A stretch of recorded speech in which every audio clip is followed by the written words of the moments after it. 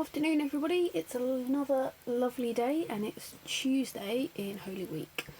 And in between my working and my tea drinking, I have been thinking about today's verse from the Bible Society's Lent Challenge. And that verse is Isaiah 53, verse 5. It's an incredibly familiar verse to most people, and it doesn't actually take a lot of reflection, so today's video is probably going to be fairly short. But I'm going to read it for you first from the English Standard Version. Isaiah 53, verse 5. But he was pierced for our transgressions, he was crushed for our iniquities. Upon him was the chastisement that brought us peace, and with his wounds, we are healed. I've also got a couple of other translations that I would like to read of that for you today. The first one is in German, which is exciting. And any German people who do happen to be watching, or people fully versed in the ways of Teutonic pronunciation, I apologise in advance. Doch wurde blutig geschlagen, weil wir Gott die Treue gebrochen hatten. Wegen unserer Sünden wurde durchbohrt. Wurde vor uns bestraft. Und wir haben nun Frieden mit Gott. Durch seine Wunden sind wir geheilt. I will explain in a minute why I decided to read that version. But I also want to read a version from the Living Bible. We're back in English again now. And I just really like this one. It's a bit shorter, and it's just got a bit of a punch to it, which I really like. But he was wounded and bruised for our sins. He was beaten that we might have peace. He was lashed and we were healed. Cool thing about the German version and the Living Bible version is they've both got exclamation marks in, which I really like because it's quite a big deal. It's nice to actually be exclaiming these words. So I just wanted to think a little bit about wounds. Some wounds heal with scars. Even emotional wounds, we try really hard, particularly as Christians, to forgive people. But I wonder how many of us struggle with that next bit, the forget part.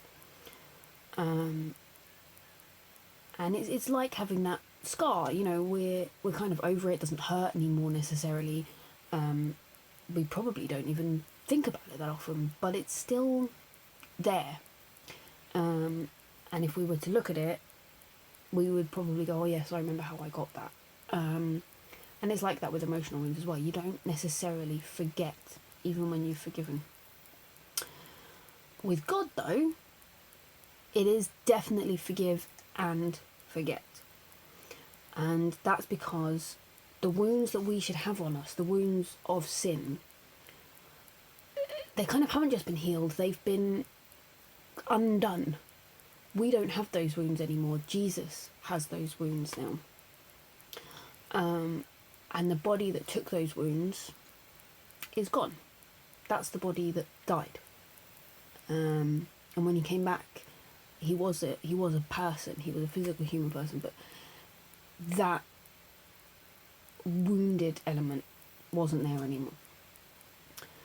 One of the reasons, as I say, why I chose to read the German version is if you look kind of at a more literal translation into English of that, they don't talk about his chastisement that brought us peace, or that we might have peace. They talk about the fact that through his wounds we have peace with God. And peace with God isn't just a lack of conflict. It's not like peace in the world where people stop fighting. Peace with God is going beyond that. It's not erasing the conflict, but it's smothering it. It's not got that chance to come back again. It is real peace. It's the end of conflict.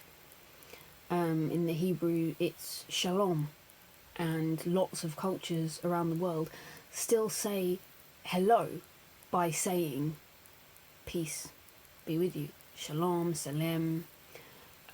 Lots and lots of cultures, particularly around the Middle East and in the Hebrew-speaking cultures, shalom, peace, is the way they greet each other. They wish peace to be with each other.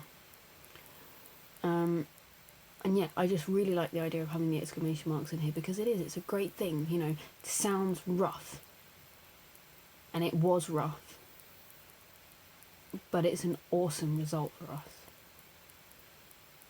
Take care, everybody. I will see you tomorrow.